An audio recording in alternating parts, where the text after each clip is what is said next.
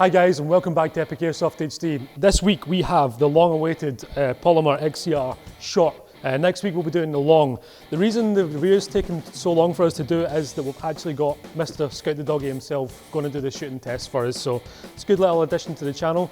And we've also, thanks to Laura, has kindly bought us a Mad Bull Airsoft chronograph, which will be included in this week's review, which is pretty cool. First time we've had a chronograph. It's taken us a year or so to get a hold of one, but again, thanks to Laura for buying us. That was really kind of you. A really great Christmas present for us and everyone else that watches the show. So again, thanks for that. All right, let's get this box unopened and we'll have a look at what's inside. As you guys know, both Scout and I use the metal XCRs that were sent to us from Echo1 last year, and I've been using it as my primary ever since. It's sitting here on the table, but we'll get that out to you and give you, let you have a look at it soon. But this is what we're here for, is the Polymer XCR by Echo1 USA, who sent us out these. Now, you guys know we're doing a giveaway of these, so stay tuned to the end of the video and we'll give some more information out of that and how you can get your hands on it, specifically this video and the long video. So let's have a look at some of the features of this gun. Of course, this version is orange tip, so the guys in the UK, you know that this gun is either going to come in all solid black or you're going to have it two tones. Hopefully we'll get an airsoft retailer watching this videos. Send out this video to all the airsoft retailers that you know on their Facebook pages, their YouTube channels. We want to get Echo1 here in the UK. We're desperate for these. So guys in the US, you'll have the orange tip. It's the birdcage style flash hider, and of course US law states you have to be sold with this, but you can take it off, obviously, put your Noveski flash hider, whatever on there. It's a standard 14mm counterclockwise thread on it, so you can get lots and lots of things on there, like the sound suppressor that I've got on my own. Rail space, plenty of it. You've got 4 rails on the front end here. Quite a good length of rail there. You get a good length flashlight on there. Definitely a Magpul angle foregrip, something like that. And you have a full length top rail across the top. You get your kind of hollow sight on there, and even a magnifier all along the length of the top of the rail. Gun itself doesn't actually come with backup sights, but of course you can put your addition of your own on there, or if you just want to run an optic, that would be fine. Exactly what I do. I've got backup sights and the red dots sight on there. Great feature about this gun is that it actually comes with its own 6-position sliding stock. Now, I've got that on my own, but I had to pay an additional pretty much $80 for a Mad Bull conversion kit. It's a great piece of kit. I like the adjustability of the stock. I also like the folding stock as well, and with that you've got an option. With this, this stock actually houses the battery. There's 2 ways you can get in here. First way is probably the easiest way, is just slide the actual stock off itself. Now you've got your mini Tamiya connector up here, so you can fit any battery you've got in there. It's crane stock. All you do is, I'll show you that as well. I can fit one of my mini lipos in there, which is really neat. Buffer tube lipos are really good, you guys. You should get a hold of them. They're really versatile and they'll fit on pretty much any gun. So, other way to access is there's 2 clips at the back of the stock. Just squeeze them and you can push the actual buttstock pad off. It's a nice texture, rubberized texture to this, so you're going to get some good grip, whether you're wearing a plate carrier or you're just going with a t-shirt or a sweater. So in here you can house your battery inside. I'll give you a little demonstration of that. This is a 3 butterfly 11.1 volt LiPo battery. Fits in there nice and neatly, so I'll just give you a quick demonstration. So you get one in there and I can get the second one down inside here. So no problems at all, and of course I would hook up the battery if I was going to do that, but I've got no eye protection, so we ain't going to risk it at all. Obviously for the shooting test we'll get it batteried up and you can see what the performance is like. Alright, let's get the stock back on. Just a tight squeeze in there, but that's always good. Really good tolerances, and that's not going to come off easy at all. It's actually pretty hard to get there by squeezing those. So 6 positions, you can get like I'll show you my gun now. You can get like a Magpul CTR stock like my own. Anything that will fit on a 6-position stock is great for this gun. And you could probably take this Polymer XCR and put all the accessories on that I've got on my TAM one here, like a foregrip, which this gun comes with, by the way, suppressor, red dot, Magpul magazines, all that good stuff. You can get this thing looking really good like I have on my own. Really love my XCR. It's been my primary now since I got it. It performs really well, no internal upgrades. Now the difference between this gun internally and the metal version is the gearbox itself. My gearbox is actually quite strange. It's a hybrid gearbox. The top end, it comes off, it's two-piece, so you can take the top end off of it, you can replace the piston and everything like that really easy. Actually, this one has a version 2 gearbox, standard version 2, so all your upgrade parts that you know and you love, you can get inside this gearbox and change them out pretty good.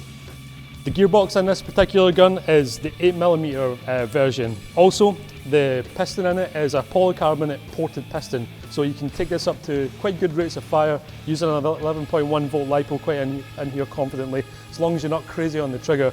That's what I've been running in mine. It runs really good, and of course with this being a version 2 8mm bearing, you'll be able to do the same thing, so excellent stuff there.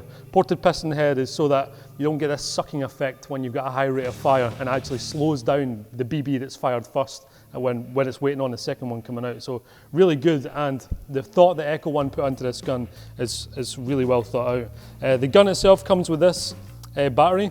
It's a 8.4 volt crane stock type. He also comes with the charger, but I recommend you change both of them out.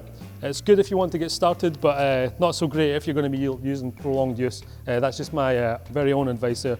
Foregrip comes with it. Pretty good. It's a little stubby foregrip. Gets a good Costa grip on the gun itself. And it comes with 2 Stanag type magazines. What I'll do is I'll open one of these so you can have a look. These are 300 round high cap styles. So you'll have plenty of ammo out there in the field. 600 rounds is more than enough. Also, because they're high cap magazines, they're easy to fill out in the field and get you going again. So takes a good slam in there, and the magazine is going nowhere. Really solid, and there's not any wobble at all on this magazine itself, just the side-to-side movement, which is absolutely fantastic. That means you're going to get no feeding issues, which I've not experienced yet with this gun. I've actually had it out already, had a few players, have a shot of it. They're really, really impressed with this gun, so that's all good. Let's take this out and see how it does in the chrono. Okay, for the chronograph test, we're going to be using 0.2 gram BBs, and basically, pretty much we're going to see what the FPS is, and we're going to see as well what the BPS is with an 11.1 volt LiPo battery strapped inside this. So let's go ahead and do that.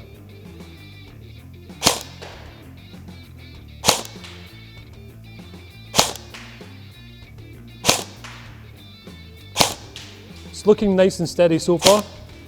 It's roughly between 355 and 365, which is a pretty good FPS for a short barrel gun like this. The gearbox is also shimmed really well, and with a little play on the adjustment height motor, the adjustment height on the motor is really, really snappy trigger response on this battery.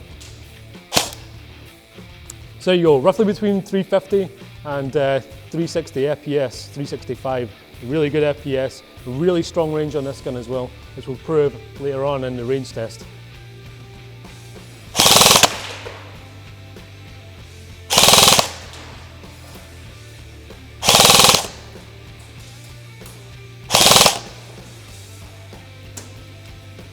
Okay, you'll notice that before the chronograph test, we put a red dot on here and the foregrip that came with the gun. It's changed the look of it quite dramatically actually, and it's a really simple upgrade. Red dot will cost you about $40, £40, and of course the grip came with it for nothing, so all we really did was put this on top. Really nice little gun, guys, like seriously good for CQB. Nice and tight package, and of course you can get in and out of doorways really quickly with something this size. The fact that it's got M4 magazine compatibility as well, you already got an M4, M16, something like that takes the same mags as this, you're already at rock and roll. This gun is less than $200 on retailers. If you want to grab this gun off of Echo1's actual website as well, we'll put the links in the description below. It's just about $210, something like that. So for the gun, the foregrip, the 2 magazines, the battery, charger is a really affordable package and a really great gun, which we're going to go out now and test on the 30 meter range with Scoutthedoggie himself. All right, we're out here on our 30-metre range now, and of course, Scoutthedoggie, well, I was going to say he volunteered to do it, but I actually volunteered him, so he's going to do the shooting test. As always, guys, we use a heavy vise, that's to eliminate any human element interfering with the performance of the gun. Some of you guys still complain that we don't shoot naturally. The reason for that is, if we did that, I could be shaky one day and screw up the range test, and I could be godlike one day, or like Scoutthedoggie and be an absolutely perfect shot every single time. So we're going to let Scout do it. So Scout, if you want to fire 12 rounds down range. Okay. We're using 0.25 gram Echo1 USA BBs that were sent along, so they're pretty good.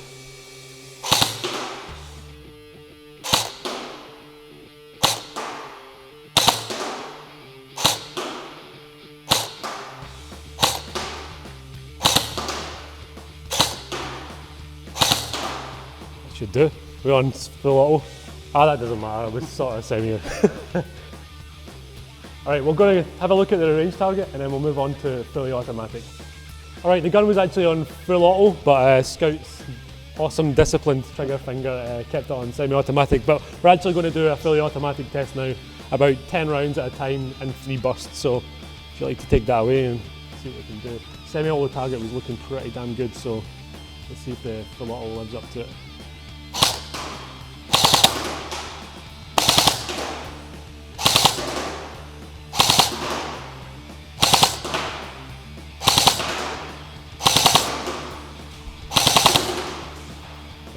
Alright, let's have a look at the targets before we wrap it up.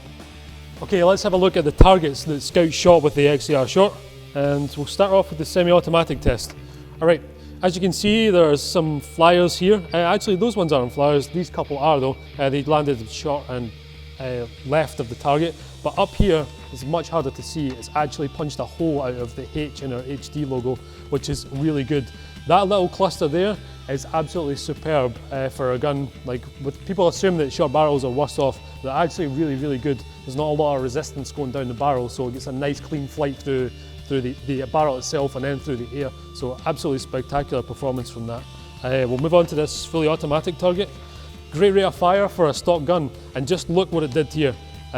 Just proven with the semi-automatic test, we set the target up a little bit higher and it's actually tore this section out of the paper. I'll just highlight this for you by bending back the paper. So that grouping at 30 meters is absolutely superb, really good. Pretty much a death stick. If you're going to be aiming at someone at 30 meters away, 40 meters away, you're never going to miss with each trigger pull, as long as you're a good shot or you have a nice vise like us. Anyway, so XCR Polymer short. Very affordable, and the performance stock out of the box is absolutely superb. It's on par, if not even better, than my own metal version. So if you guys are thinking about buying this gun and you're just worried about the performance, now you know. It's very affordable and very, very good. If you guys want to check out the long one, which we'll be reviewing next week, we'll put an annotation up here. So when we release that out there, we'll have that annotation up. We'll take you straight to that. If you want to check out the gun that I own, the review of it, you can check out this link here. Now for the giveaway, guys, don't forget you have to be subscribed to all 3 of these channels. Ourselves, of course, Echo1 USA and Scoutthedoggie. If you like, share and favourite this video, we'll be watching for you guys doing that, and that'll increase your chances tenfold of getting your hands on it. So don't forget to do that, and you can get your hands on one of these, the short version or the long version. And the competition is worldwide, so no matter where you are, we'll be able to send it out to you, depending on the rules and restrictions of Airsoft in your country or state. So yeah, guys, don't forget to do that. Don't forget to subscribe again to these channels. Check out our Facebooks, all that good stuff down in the links in the description below. Twitters, of course, Scoutthedoggie's second channel, and of course, Brian at Echo1's tech page, which you can click down in this annotation. It will take you to that. So guys, thank you for watching, and we'll see you next week.